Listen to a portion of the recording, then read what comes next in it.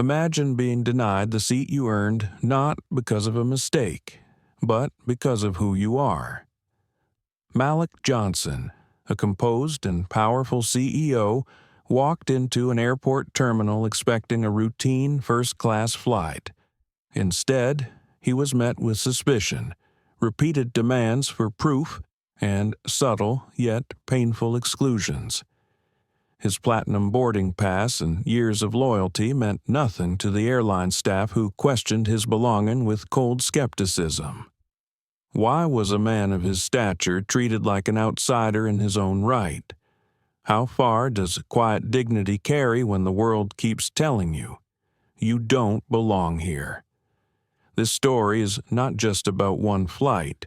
It's a journey through systemic bias, resilience, and the power of strategic justice. Malik's calm strength hides a fierce determination to turn humiliation into transformation, not with anger, but with a calculated plan that shakes the very foundation of an entire airline. Are you ready to witness how quiet resolve can become a weapon against injustice? How does one man's dignity ignite a revolution? Stay with us as we unfold Malik's story, a story that challenges us all to reconsider what respect truly means.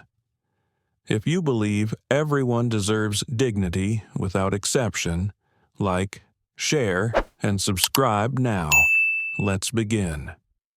The late afternoon sun poured through the towering glass walls of Jefferson International Airport's Terminal B. Golden light spilled across the polished floors, catching particles of dust that drifted lazily in the air. For most travelers, it was just another routine flight. But for Malik Johnson, it was the beginning of a journey that would change everything. Malik moved with the kind of quiet confidence that only comes from years of experience navigating high-stakes boardrooms and ruthless corporate battles.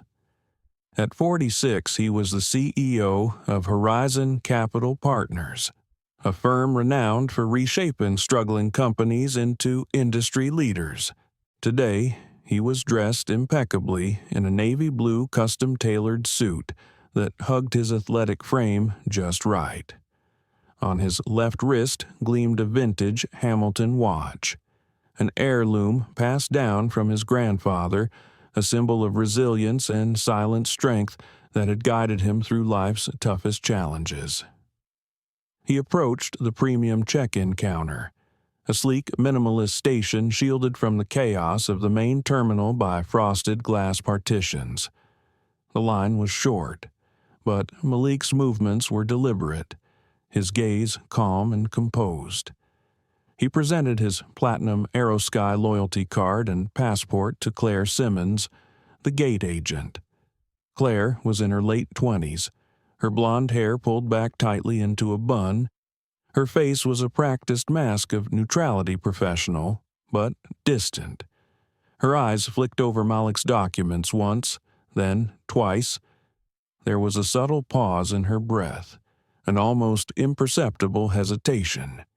She shifted uncomfortably and typed a few more commands into her keyboard. Malik noticed the extra scrutiny. He had been here before. This kind of double-checking, the slight delay, the absence of the usual friendly greeting for premium passengers, it was a pattern he had memorized over the years. Claire finally slid the boarding pass across the counter, without a word of welcome or explanation of the lounge access and other amenities Malik had come to expect after years flying first class. Her lips pressed into a thin line as she met his eyes briefly, then quickly looked away.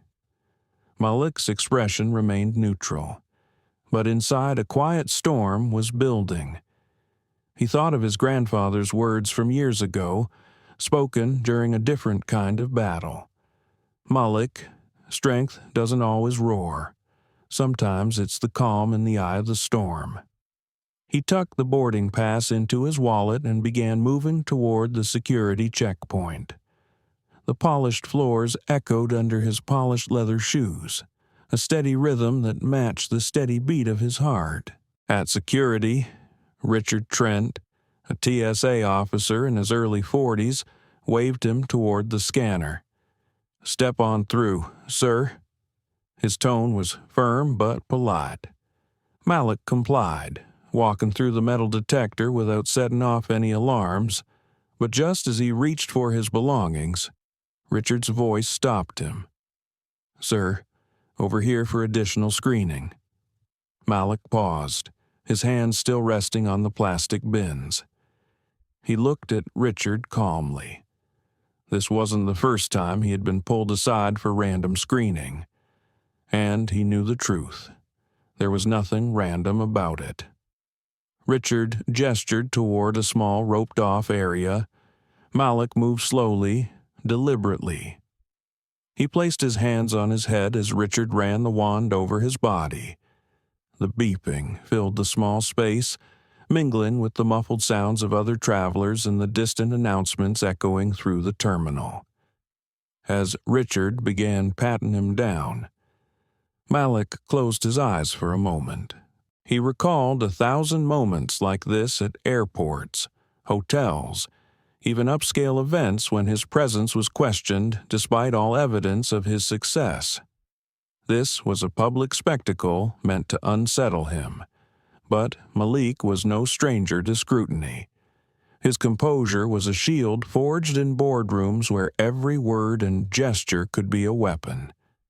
He focused on the task at hand, counting the seconds it took for Richard to finish, each tick marking another entry in the mental ledger of indignities. When the screening ended, Richard nodded curtly. "You're clear.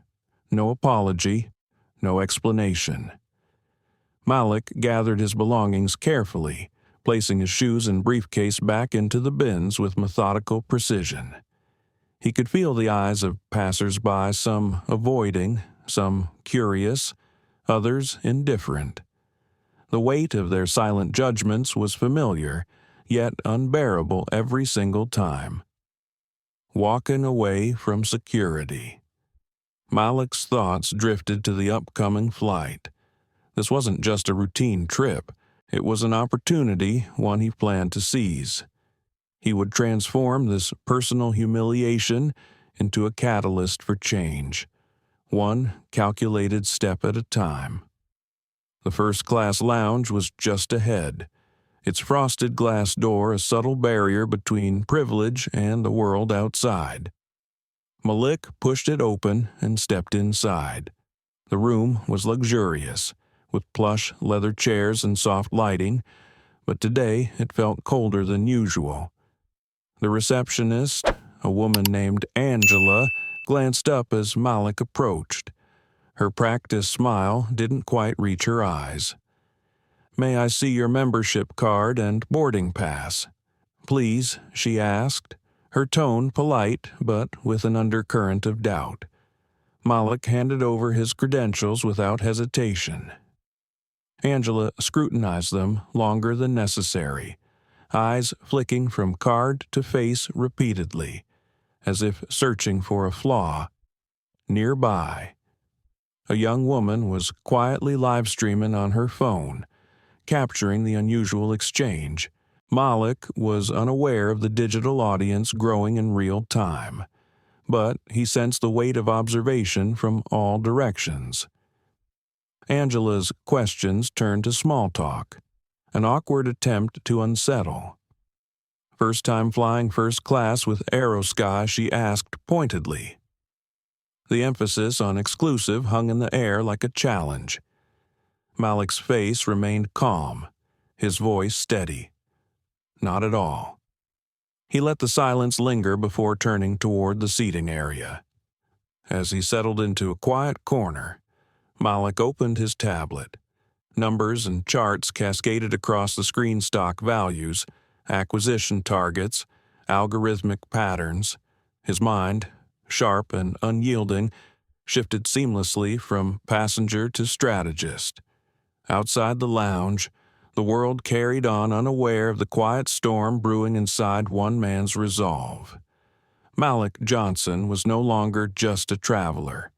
He was a man on a mission ready to turn every slight, every insult into a reckoning. The plane awaited, and so did his moment. The soft hum of conversation and the occasional clink of coffee cups filled the small waiting area beyond security. Malik Johnson sat poised in a leather chair, the weight of the day pressing subtly on his shoulders.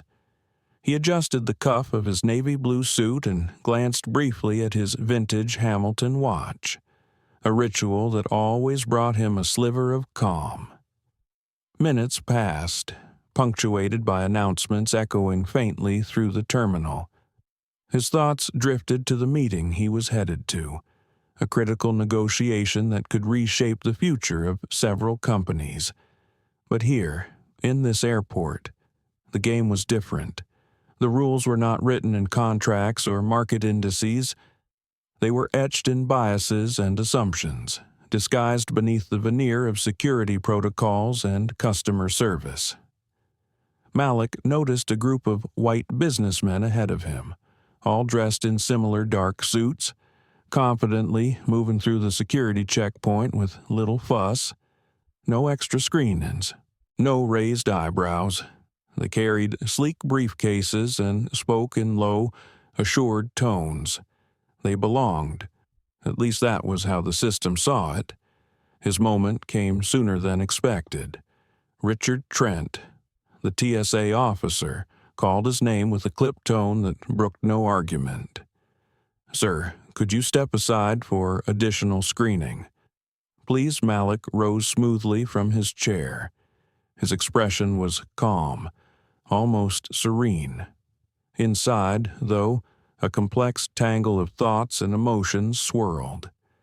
The sting of repeated injustice was familiar, but today the silence would be louder than any protest. He placed his belongings on the conveyor belt, his laptop, the leather-bound notebook filled with notes, and the slim black briefcase. He slipped off his shoes, setting them gently in a plastic bin. The pat-down began with the familiar beep of the wand moving along his body. As Richard ran the metal detector over him, Malik's mind cataloged each movement, the firm grip, the hesitant glance from another officer nearby, the whispered exchange between guards just out of earshot. Every detail was logged, a silent witness to a performance he had been forced to endure too many times before. The screen of his tablet lay open nearby, showing stock market charts and secure communications. But Malik's focus was sharper than any algorithm. This was not just about one random check. It was about a pattern one repeated in airports, stores, offices, and streets across the country. He remembered the last time a similar random screening had happened, how the agent casually dismissed his credentials with a skeptical glance and a pointed question about why he was traveling for business. Each of those moments was like a small wound, accumulating invisibly but deeply. Today, the wound would become a catalyst. The screening finished without incident. Richard nodded curtly. "You're good to go. No apology. No explanation." Malik slipped his shoes back on and gathered his belongings with deliberate care.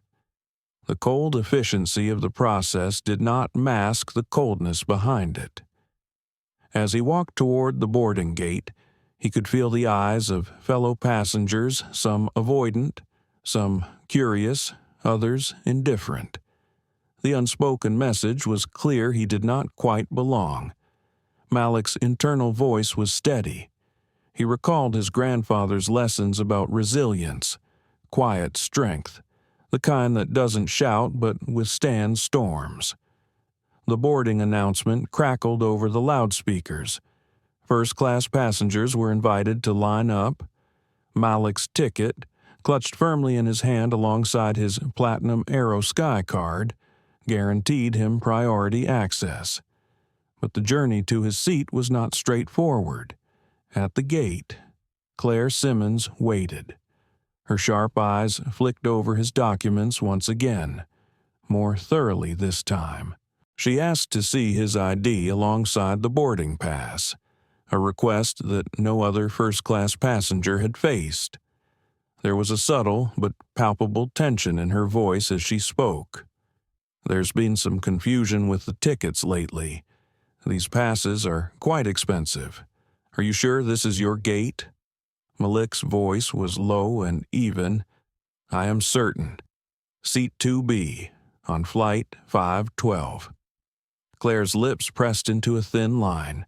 She summoned a supervisor, making a show of the verification process in front of the gathering crowd. Other passengers glanced over, some whispering, others staring with morbid curiosity. A junior gate agent muttered to Claire, "I don't think I've ever seen him before. He looks too normal. Probably someone using points or an assistant." The words stung more because they were quiet, but no less sharp. Victor Hale, seated quietly nearby, noticed the exchange. His interest piqued as he observed the subtle microaggressions unfolding like a carefully scripted drama. He discreetly pulled out his phone and began taking notes, his experience as a civil rights attorney sharpening his attention to every detail. Malik stood calm, a pillar amidst the storm of suspicion and silent accusations. He was no stranger to this game. What Claire and her colleagues did not know was that every slight, every snub was being etched into a dossier of evidence. When the final approval came, Malik was waved forward, but the whispered conversations did not stop. Claire leaned toward a flight attendant, nodding toward Malik with a look that spoke volumes. The boarding bridge stretched ahead, a narrow tunnel leading to the cabin where Malik's fight for respect would take place. Once on the plane, Malik noticed the subtle glances of other first-class passengers, some friendly, others wary. The flight attendant, Patricia Vaughn, greeted other passengers warmly but barely acknowledged Malik when he requested a glass of water. Patricia offered a strained smile, but then skipped his seat, moving on as if he were invisible. Malik remained composed, the quiet tension inside building like a slow-burning fire. He recalled the countless times his presence had been questioned not because of any failing on his part, but because of the color of his skin. Luis Ramirez, a junior flight attendant, caught Malik's eye briefly and mouthed an apology. Malik nodded slightly, appreciating the empathy even in the silence. As the plane prepared for takeoff, Malik sat back in his seat, the leather embracing him like a brief respite from the battles outside. But he knew the real fight was only beginning.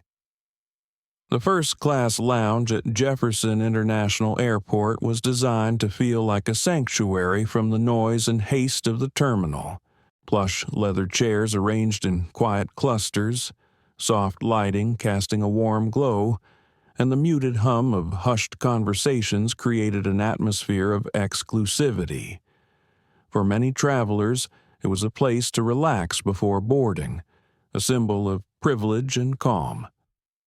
Malik Johnson pushed open the glass door and stepped inside, expecting the usual welcome.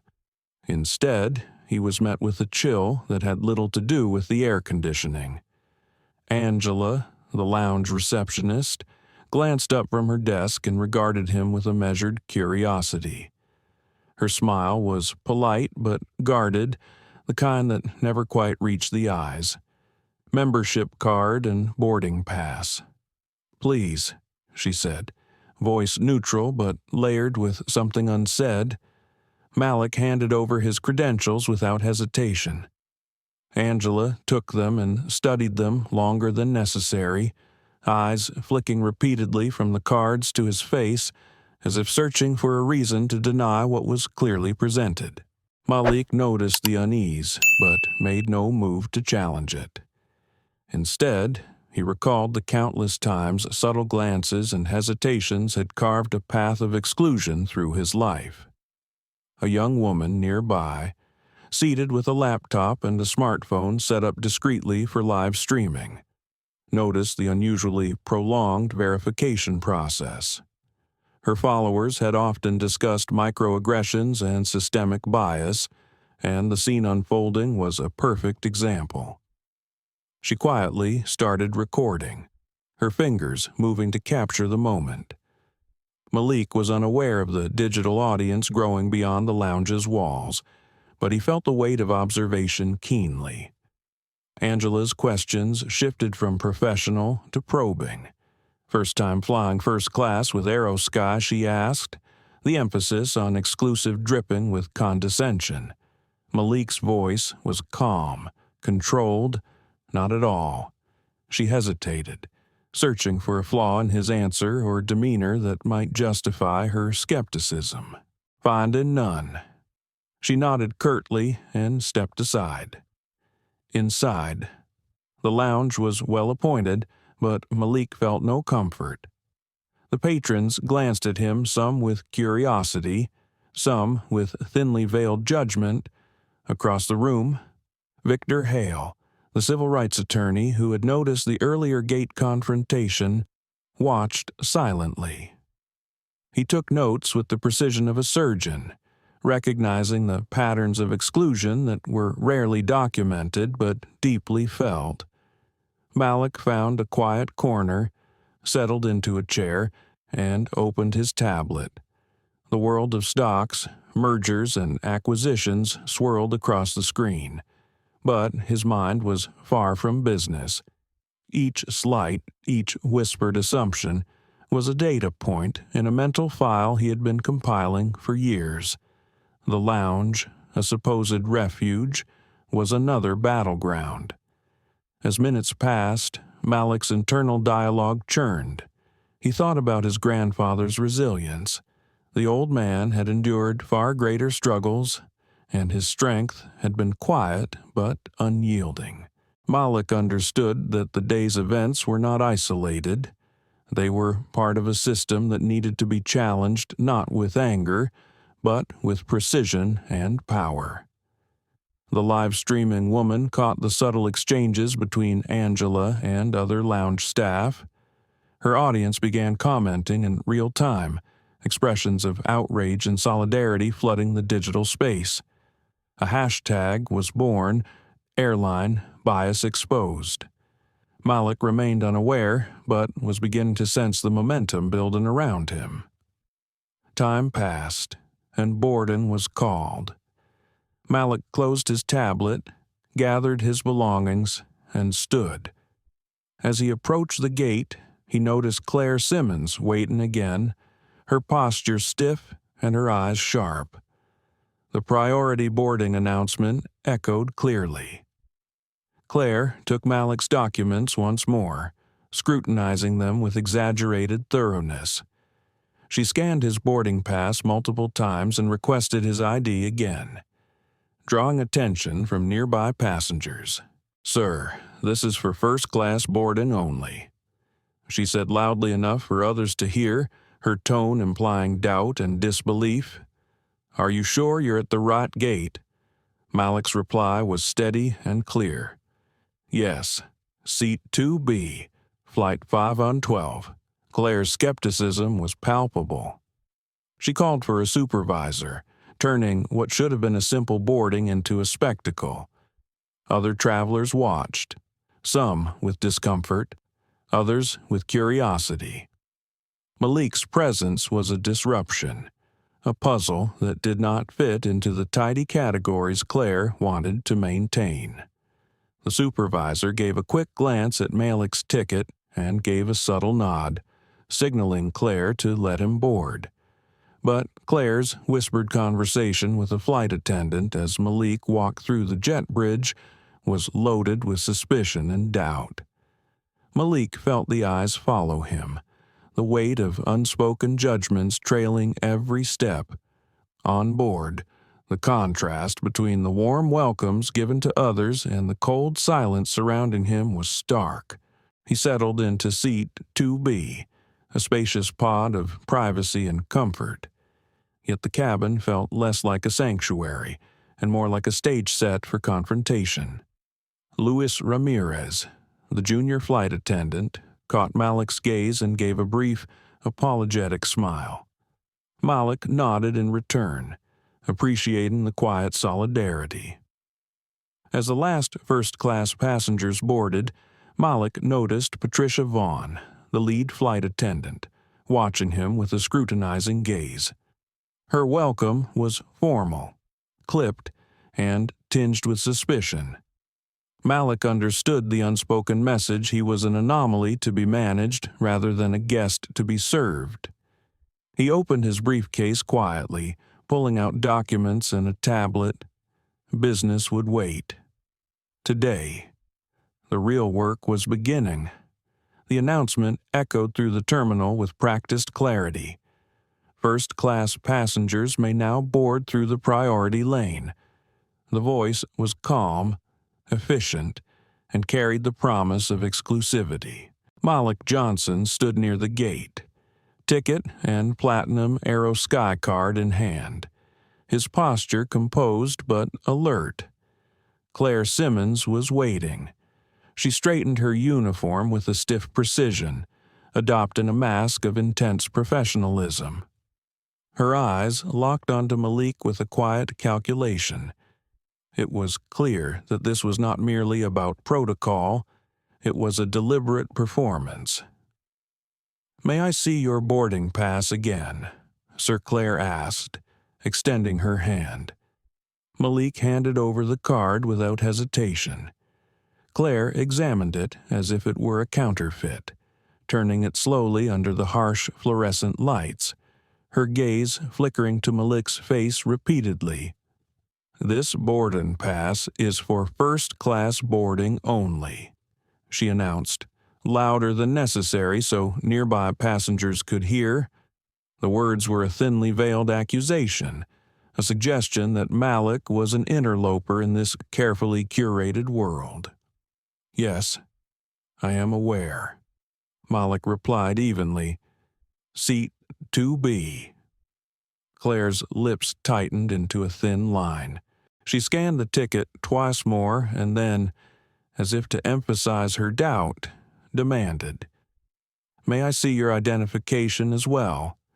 Malik produced his driver's license with the same calm certainty. Claire's eyes moved slowly over the card, her gaze sharp and skeptical. "There seems to be some confusion," she added, her tone heavy with condescension. "These tickets are quite expensive. Are you sure you're at the right gate?" The emphasis on expensive hung in the air, a not-so-subtle reminder of who belonged and who did not. Malik's jaw clenched slightly, but his voice remained measured.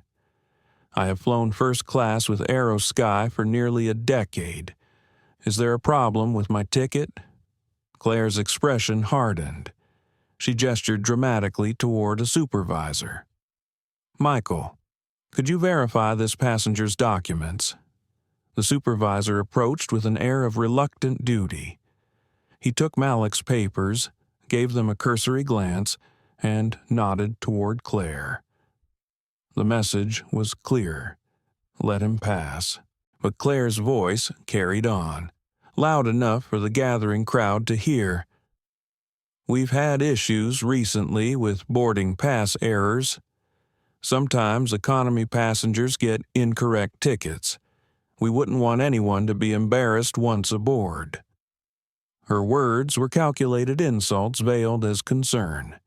The message was unmistakable. Malik did not belong in first class. Passengers nearby shifted uncomfortably. Some averted their eyes, unwilling to witness the spectacle. Others whispered among themselves, the undercurrent of tension growing. Victor Hale, seated a few rows behind Malik on the plane, discreetly recorded the exchange on his phone. His experience in civil rights litigation told him this was more than an isolated incident. It was a textbook case of discrimination. Malik handed over his platinum status card alongside his ID once more. The flicker of recognition on Claire's face was momentary but telling a brief crack in her facade of bias. At last, Claire stepped aside, permitting Malik to board. As Malik walked down the jet bridge toward the aircraft, he caught sight of Claire leaning toward Patricia Vaughn, the lead flight attendant. They exchanged a hushed conversation, their eyes fixed on Malik's retreating figure. The humiliation was far from over. Inside the cabin, Malik settled into his seat, the spacious pod offering privacy but no shield from the charged atmosphere. Patricia approached other passengers with warm smiles and personalized greetings, but skimmed past Malik, offering nothing more than a cursory nod. Malik remained silent, observing every interaction with quiet intensity. He noticed Luis Ramirez, the junior flight attendant, stealing glances in his direction, the empathy in the younger man's eyes betraying his discomfort. The flight began with a buzz of hushed conversations and the soft rustling of newspapers. Malik pulled out his tablet, immersing himself in the familiar cascade of stock data and encrypted messages. But his mind was elsewhere, cataloging every slight, every microaggression, every unspoken judgment. Patricia distributed hot towels and glasses of champagne to the other first-class passengers. When she reached Malik's row, she bypassed him entirely. Malik raised a finger, the subtle gesture catching Patricia's attention. Her smile vanished, replaced by a cold professionalism.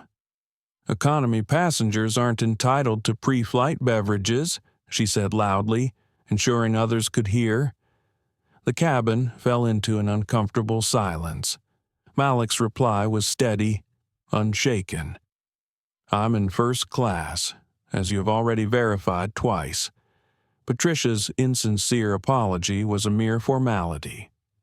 She returned with a glass of champagne, but nearly spilled it on his tray table. Malik said nothing, his sharp eyes following her retreat.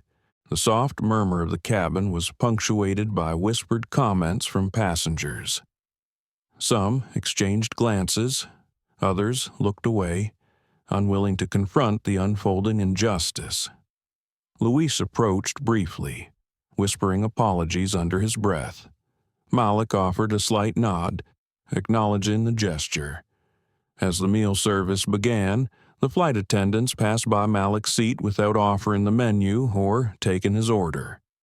When Malik pressed the call button, Patricia returned with a theatrical sigh.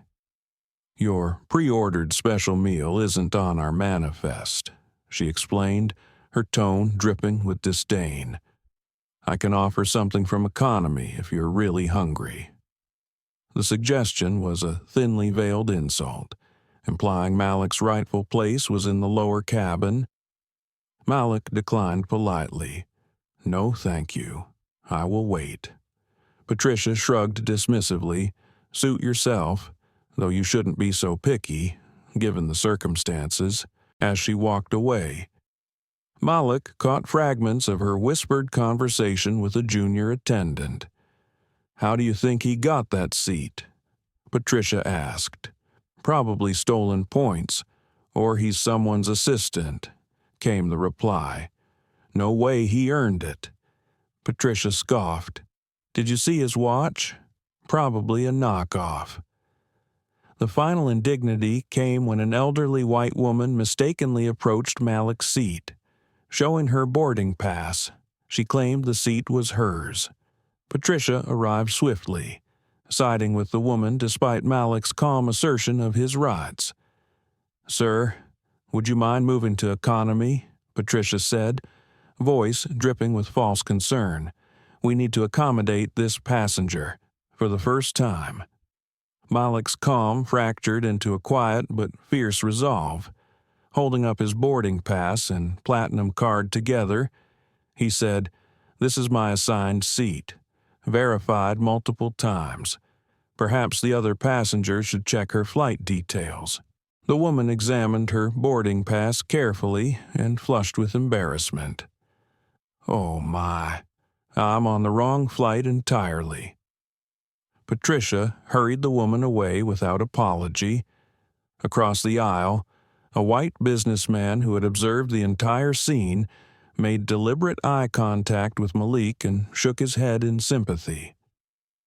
Victor Hale quietly began documenting the incidents, his phone poised to record audio while he took notes in a specialized civil rights litigation app. Malik sat back, composed once more, but his mind was already turning. The days of quiet endurance were over. The next moves would be deliberate and decisive. The hum of the aircraft engines blended with the soft murmur of passengers settling into their seats. Malik Johnson sat upright in 2B, a sanctuary of space and privacy amidst the bustling first-class cabin. Yet, despite the luxury around him, an invisible barrier seemed to separate Malik from the comfort others enjoyed freely. Patricia Vaughn moved through the cabin with practiced grace, her every smile directed at the elderly couple to Malik's left, the businessman across the aisle, the young family several rows ahead. But when she approached Malik's row, she slowed briefly, then continued onward without a word or a glance. Malik's eyes followed her retreating figure. He pressed the call button discreetly, a soft chime answering within moments. Yes, Sir Luis Ramirez, the junior flight attendant, appeared with a tentative smile. Malik cleared his throat softly. May I have a glass of water? Please, Luis nodded quickly, disappearing toward the galley. Minutes passed. The cabin buzzed with quiet conversation and the occasional laughter. Malik sat still, the silence between him and the absent service growing heavier. Luis returned, glancing nervously at Malik. I'm sorry, sir. Patricia is busy. I'll check again. Malik nodded, waiting patiently. The chime sounded once more. Luis appeared again, an apologetic look clouding his features. She says water service isn't available at the moment, but I'll bring something as soon as possible. Malik thanked him quietly and set his gaze on the window. The world outside blurred into streaks of blue and white as the plane climbed higher. Across the cabin, Malik noted Patricia's attention lavished on other passengers. She handed out pre-flight beverages with a warm smile and recommended special meals by name. To Malik, her actions were deliberate exclusions, calculated to belittle without confrontation. He recalled boardroom meetings where every word, every gesture could shift the balance of power. Here, his silence was both shield and sword. When the pre-flight drinks were distributed, Malik again raised his hand. Patricia turned sharply, her polite smile replaced by a tight expression. Economy passengers aren't entitled to pre-flight beverages, she said loudly, ensuring those nearby could hear. The cabin fell into a hush. A few heads turned in surprise. Others shifted uncomfortably. Malik's voice was steady. I am a first-class passenger. My seat and ticket have been verified multiple times. Patricia's smile wavered but remained. Of course, my mistake, she replied, retreating swiftly. Malik watched as she almost spilled the champagne on his tray, the liquid sloshing dangerously close to the edge. He said nothing, his gaze unwavering. As the meal service began, the flight attendants moved swiftly among passengers, handing out menus and taking orders. Malik reached for his call button once more. Patricia appeared reluctantly.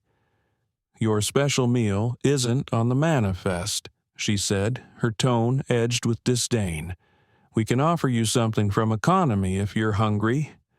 Malik shook his head calmly. "No, thank you. I will wait."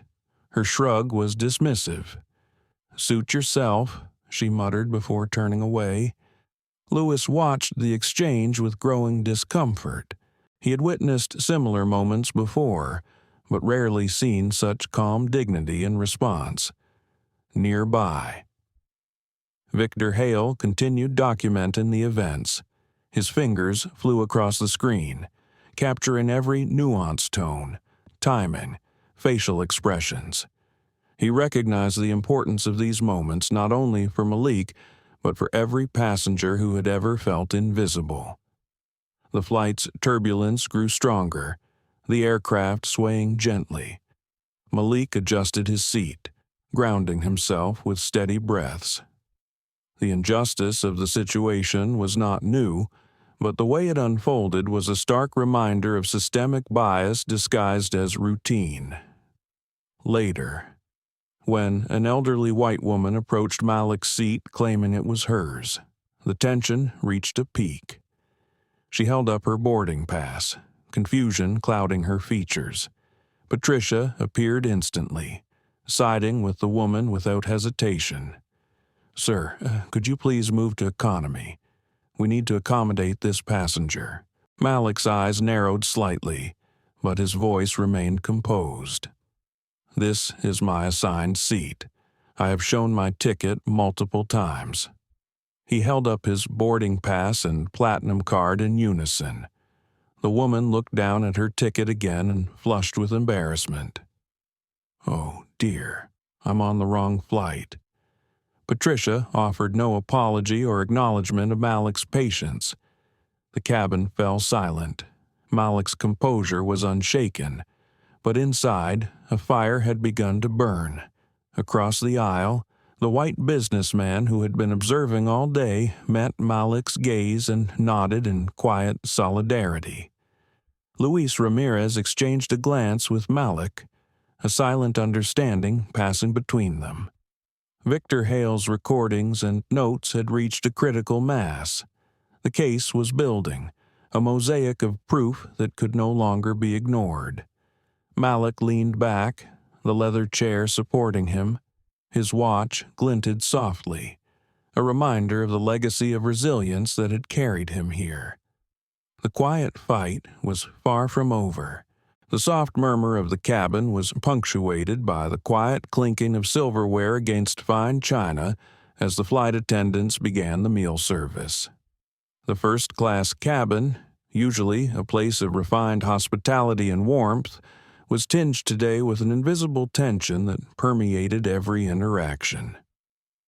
Malik Johnson sat composed in seat 2B, his posture relaxed but alert. The events of the day weighed on him like a subtle but persistent pressure. His mind wandered briefly to the countless times he had been judged, underestimated, or dismissed, not because of his achievements but because of the color of his skin. Patricia Vaughn moved expertly through the cabin, her smile polished and practiced. She offered menus and took meal orders from the other passengers with warm attentiveness. To Malik, her service was another kind of exclusion. She passed his seat without offering a menu or asking for his choice. Malik pressed the call button discreetly. The soft chime echoed through the cabin, and within moments, Luis Ramirez appeared at his side. The young flight attendant's eyes held a quiet apology. "Sir, Patricia asked me to tell you that your pre-ordered special meal isn't on the manifest," Luis explained, his voice low and hesitant. "She said she can offer you something from economy if you're hungry." Malik's reply was calm and deliberate. "Thank you, but I will wait."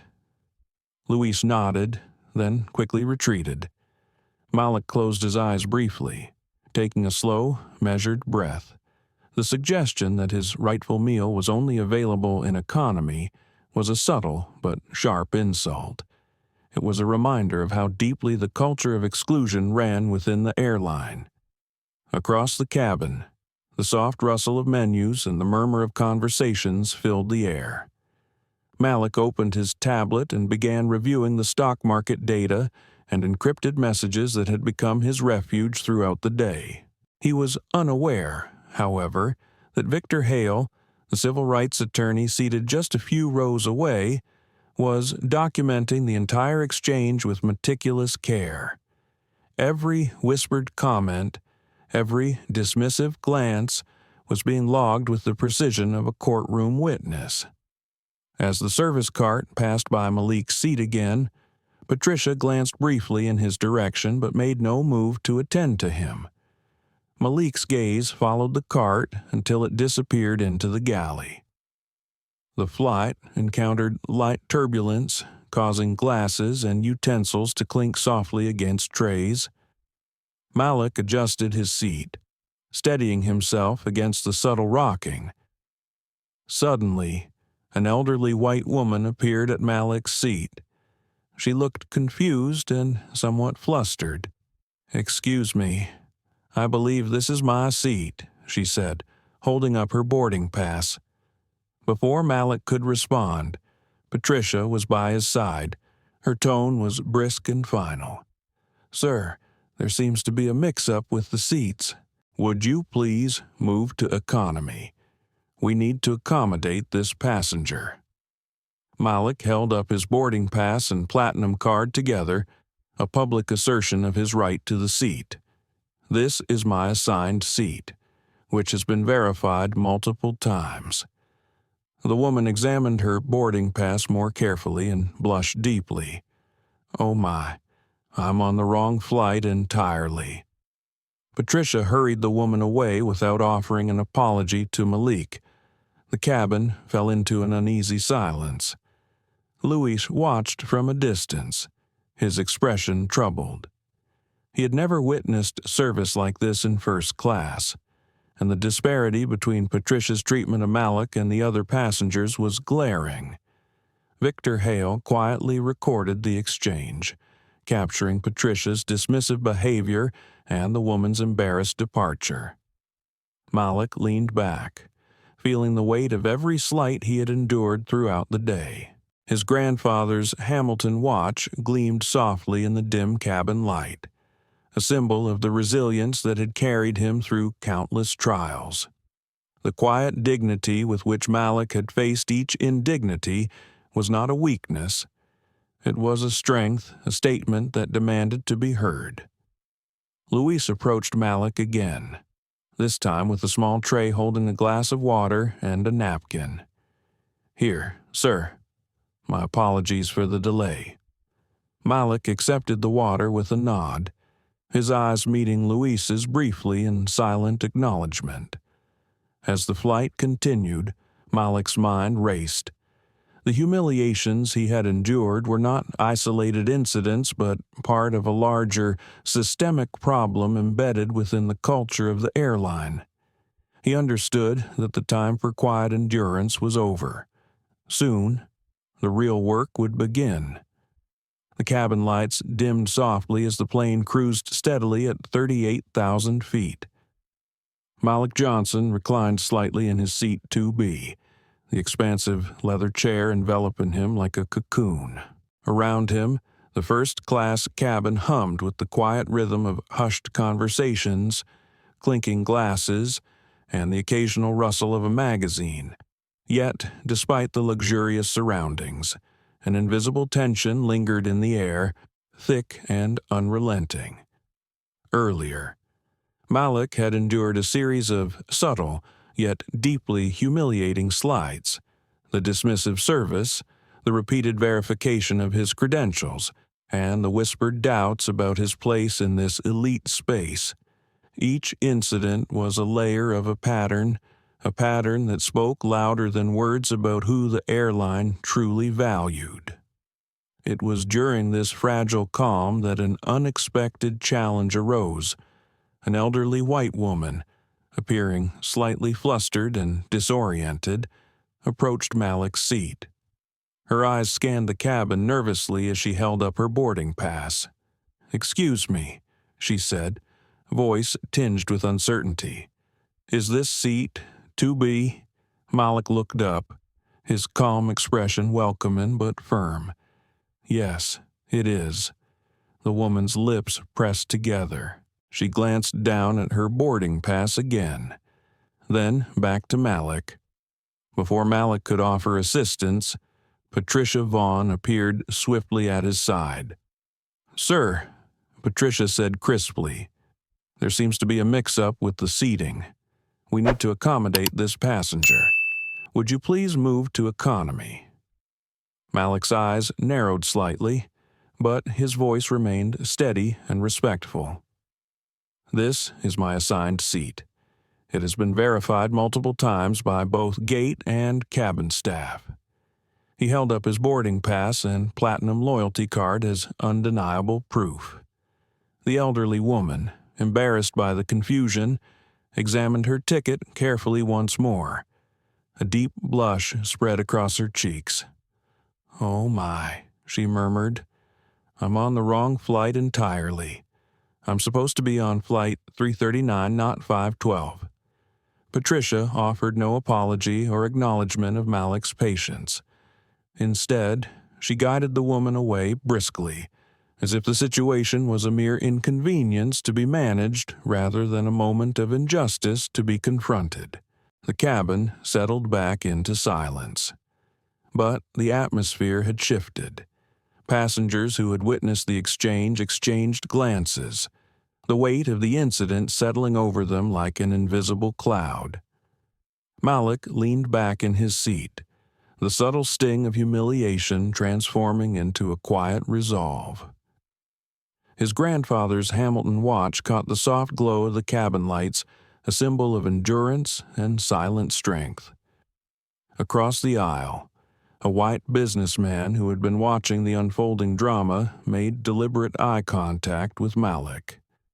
He offered a slow, sympathetic shake of his head, a silent acknowledgement of the injustice Malik had endured. Luis Ramirez, the junior flight attendant who had shown quiet empathy throughout the flight, gave Malik a brief, encouraging nod. The gesture was small, but significant, a sign that Malik was not alone in this struggle. Victor Hale, seated a few rows behind Malik, continued to document the events with meticulous care. His phone recorded audio discreetly while he took detailed notes. Each slight, each dismissive word, each public humiliation was being preserved as evidence. Malik's mind raced as he contemplated the magnitude of what had transpired. This was not just about a single flight or a momentary lapse in service. It was a reflection of a systemic problem, a culture that allowed bias and exclusion to thrive under the guise of policy and procedure. His thoughts drifted to the countless stories he had heard over the years, stories of professionals, artists, athletes, and everyday people who had faced similar indignities. Each story was a thread in a larger tapestry of injustice that demanded to be unraveled. Malik understood that the path ahead would be challenging. The forces he was up against were deeply entrenched and resistant to change. But he also knew that true power lay not in loud protest, but in quiet, calculated action. The time for endurance was over.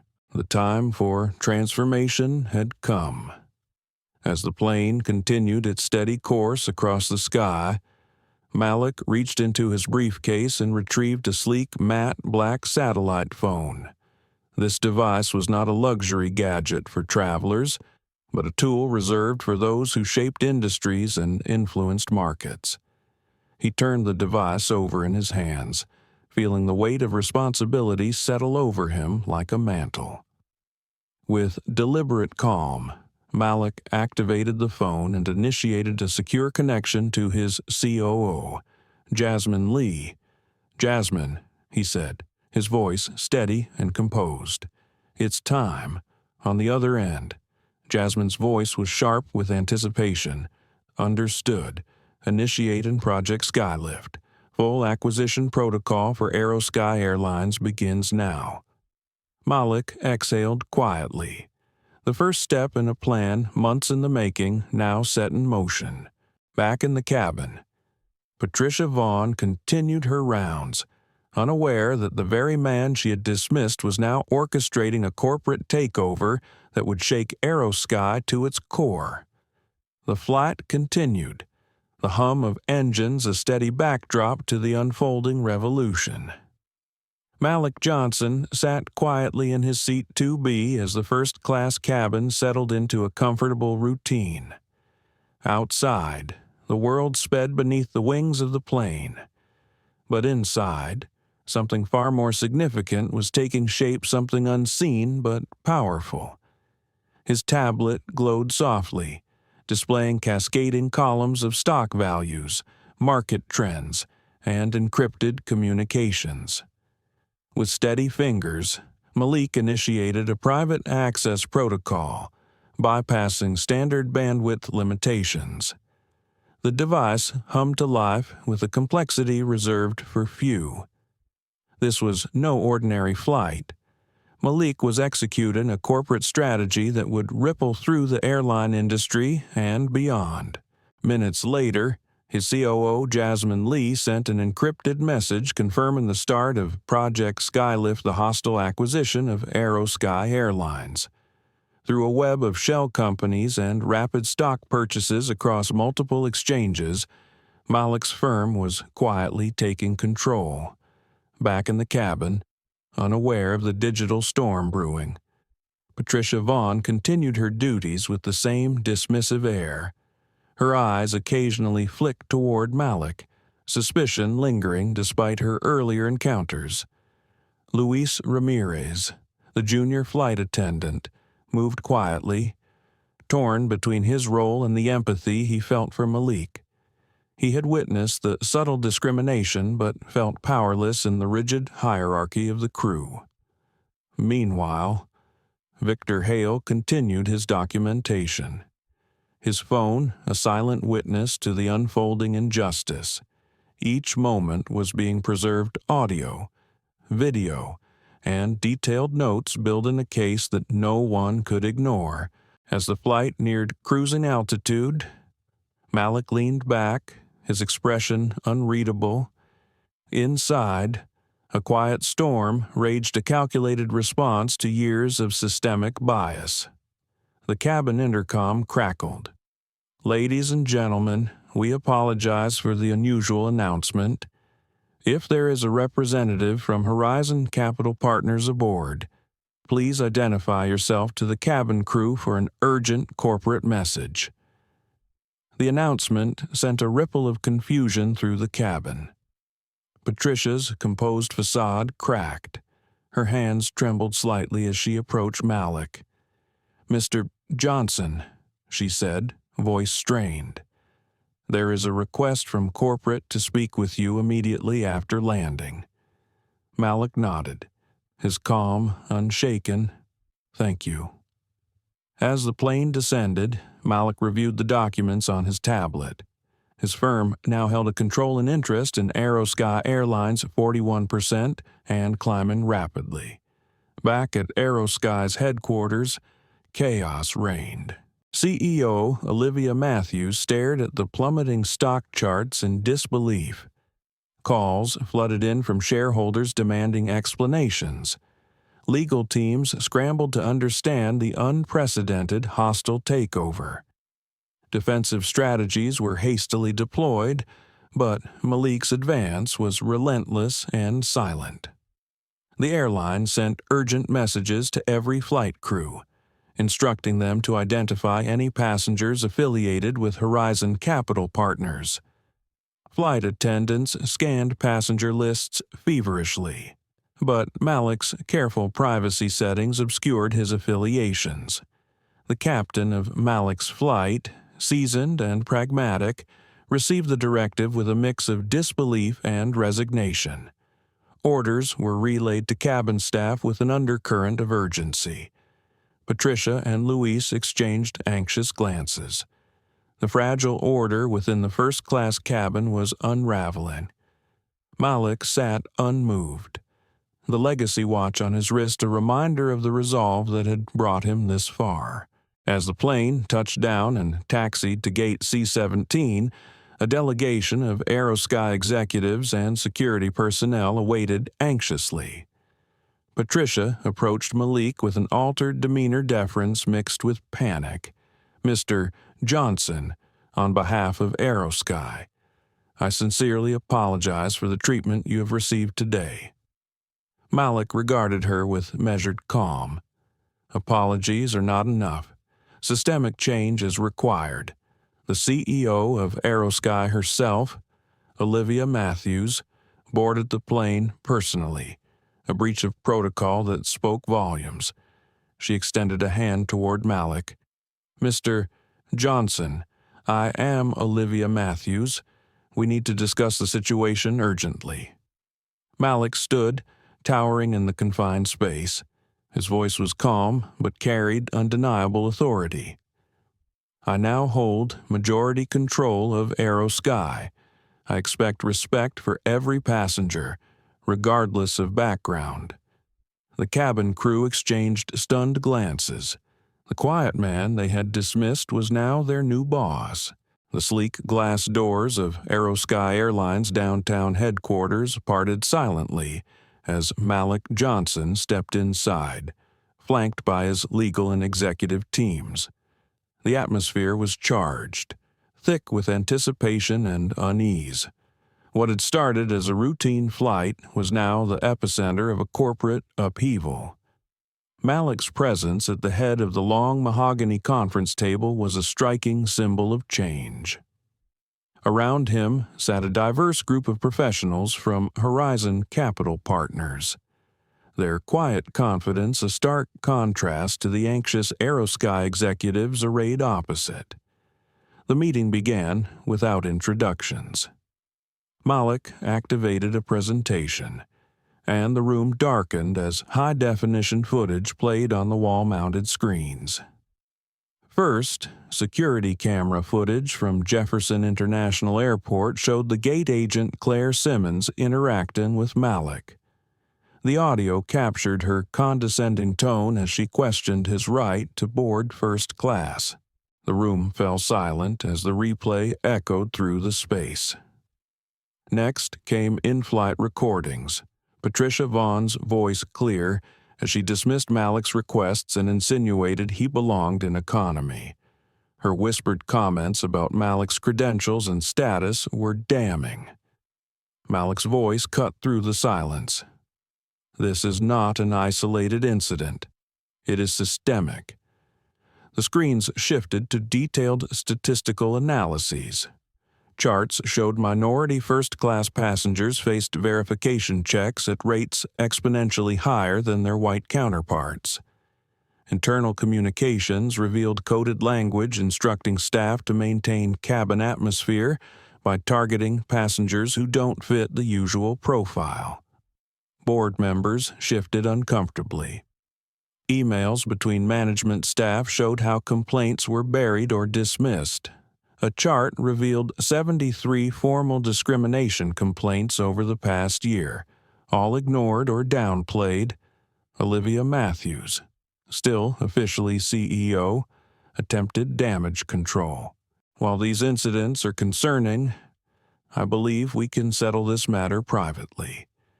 Name your price. Malik's gaze was steady, unwavering. This is not about money. It is about accountability and transformation. He outlined his non-negotiable terms with clinical precision. Immediate termination of all employees involved in discriminatory practices, starting with Claire Simmons and Patricia Vaughn. A complete overhaul of training protocols focused on eliminating racial bias. Appointment of an independent civil rights auditor with direct board access. A $50 million investment in diversity initiatives and scholarships for underrepresented groups in aviation. Restructuring the executive team to include qualified minority leaders at every level.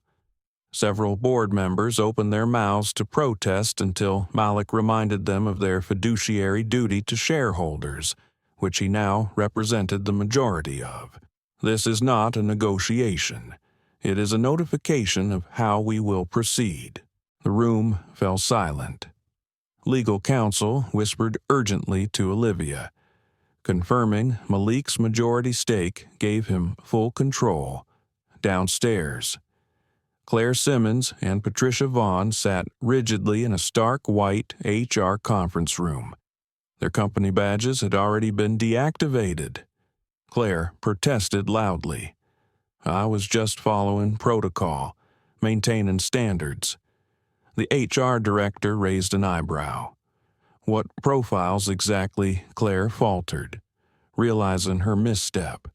People who don't fit the typical first-class profile. Malik entered quietly during her outburst. Claire's face drained of color. In a separate wing, Victor Hale prepared legal filings for a civil rights lawsuit with Malik as plaintiff.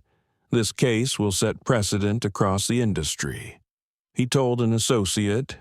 Back in the boardroom, Malik met privately with Olivia. You have a choice, he said calmly. Resign and cooperate with the transformation or face a public legal battle that will end your career and possibly the airline itself. Olivia attempted one last defense. I knew nothing of these incidents. The culture predates me. Malik's reply was firm. Ignorance is not innocence when you lead. She stared out the window, the fleet of aircraft visible on the tarmac. I will resign. The board reconvened. The vote passed unanimously. Malik's conditions were accepted. Olivia's resignation was processed. An interim CEO from Horizon Capital Partners was appointed. Malik exited the marathon meeting to notifications flooding his phone. News networks reported Aerosky's leadership transition amid hostile takeover rumors. Analysts connected dots that would soon reveal the full story. Months later, Aerosky rebranded as Equitable Airways. The changes were more than cosmetic, a new visual identity, redesigned boarding protocols, and a commitment to equitable treatment regardless of appearance. At boarding gates, uniform verification replaced biased assumptions. Quality control teams conducted blind audits to ensure fair service. Flight attendants underwent mandatory bias training. Customer satisfaction among minority passengers soared. Competing airlines scrambled to audit their own cultures. The Mercer effect was born. Luis Ramirez, once a hesitant flight attendant, now led diversity training. I was part of the problem, he told new hires. Now I make sure it doesn't happen again. At an international conference, Malik addressed executives. Discrimination isn't just morally wrong, it's bad business. The $90 million settlement Aerosky paid could have been invested in growth. Prejudice is expensive. Executives took notes. Self-preservation had achieved what moral arguments could not.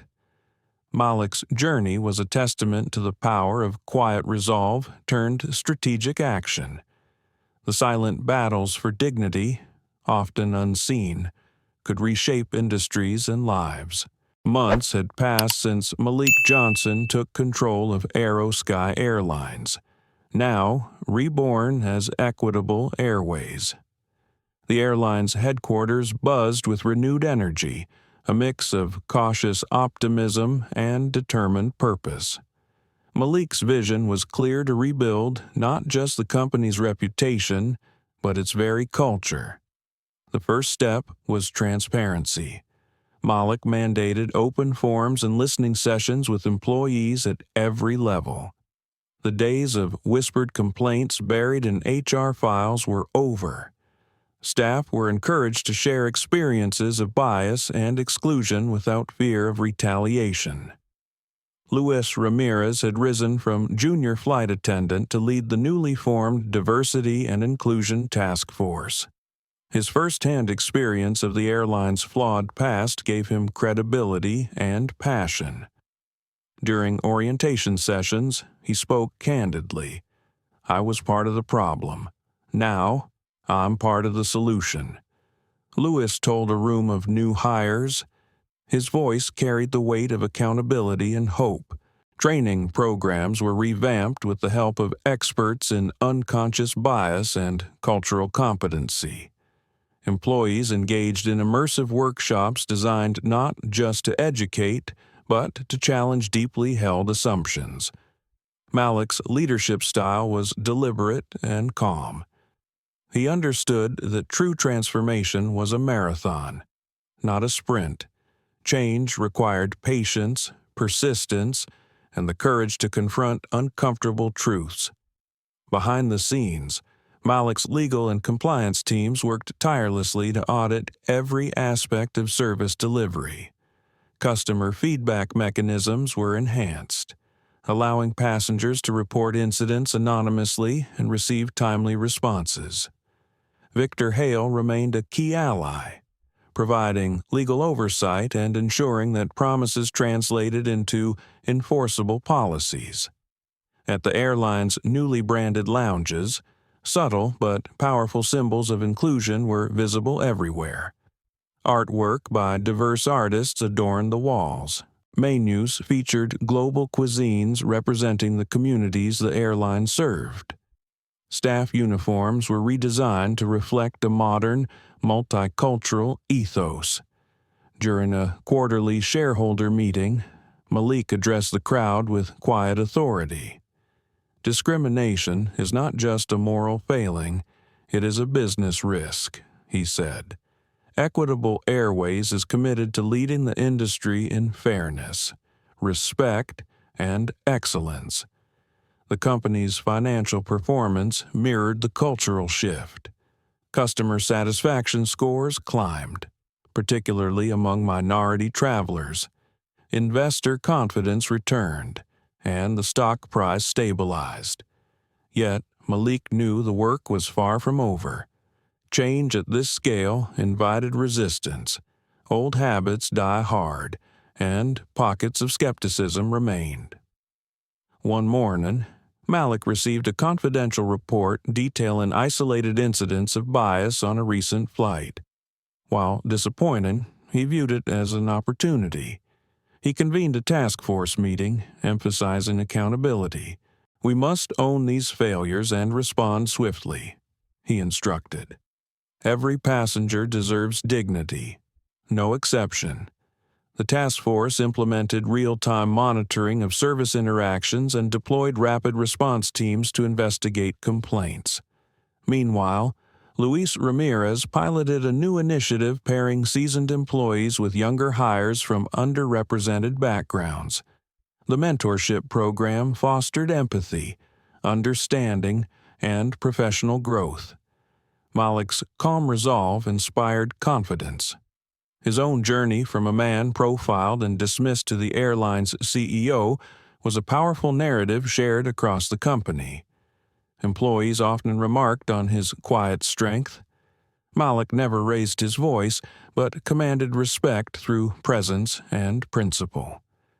Outside the corporate walls, Malik became a sought-after speaker on diversity and leadership. He emphasized the economic imperative of inclusion alongside the ethical mandate. At an international aviation summit, Malik addressed hundreds of industry leaders. Inclusion drives innovation, he said. Companies that embrace diversity outperform those that cling to outdated norms. We have a responsibility to lead by example. His words resonated widely, sparking conversations beyond the aviation sector. Back at Equitable Airways, Malik paused in his office one afternoon, gazing out at the fleet lined up on the tarmac. A small plaque rested on his desk, bearing the airline's new motto, "Dignity is everyone's destination." He allowed himself a rare, small smile. The journey had been long and difficult, but the destination was worth every step.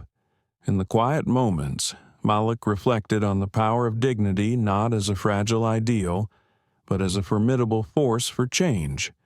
He had transformed a personal injustice into a catalyst for systemic reform.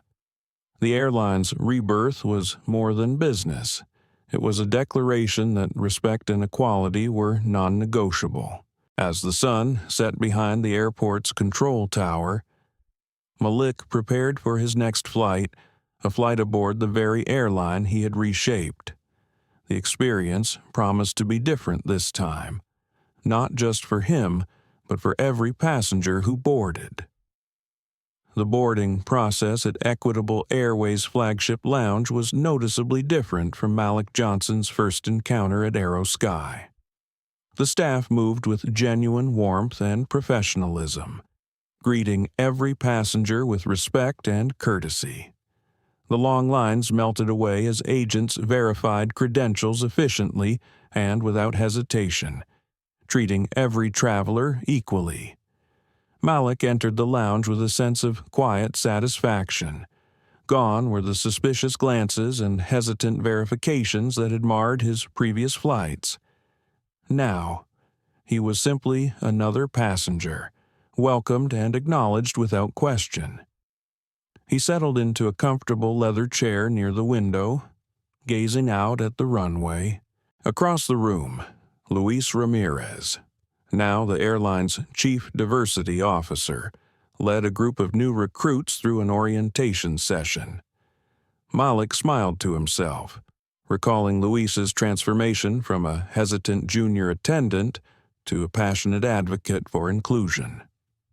As Malik prepared to board, he noticed a young black woman in business attire approaching the lounge entrance.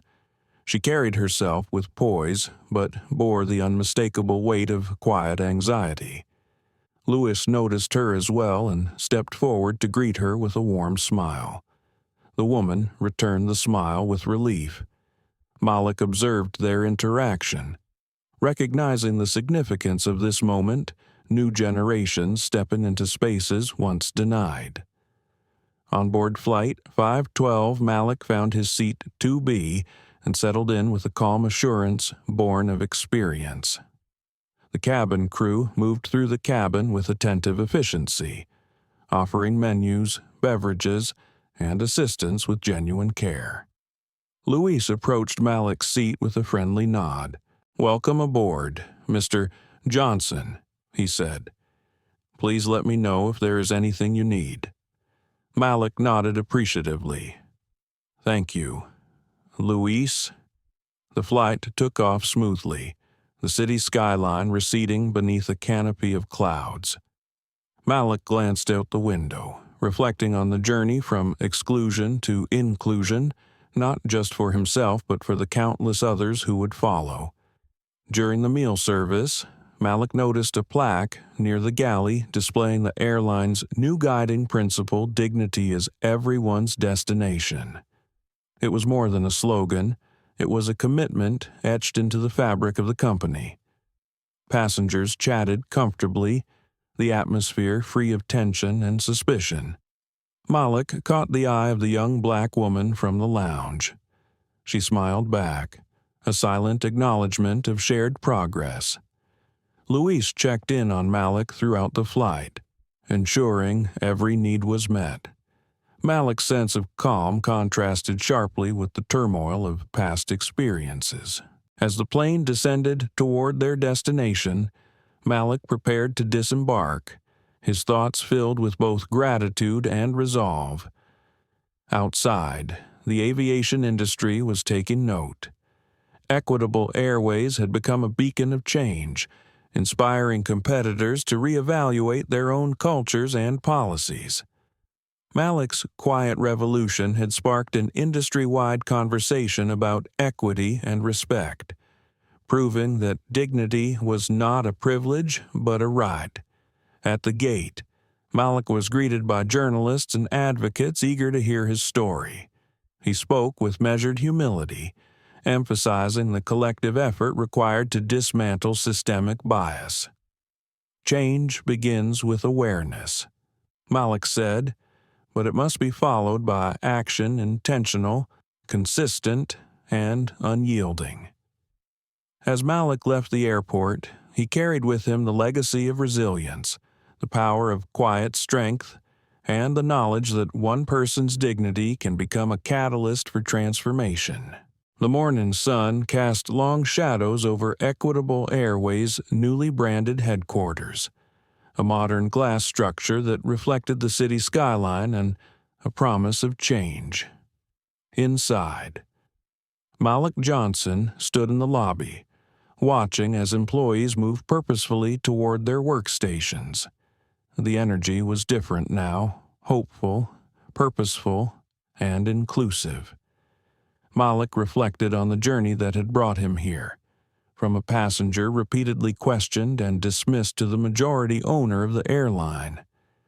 His path was not one of loud protest or public outcry, but one marked by quiet determination, strategic precision, and unwavering dignity. A small plaque near the entrance caught his eye. It bore the company's new motto, "Dignity is everyone's destination."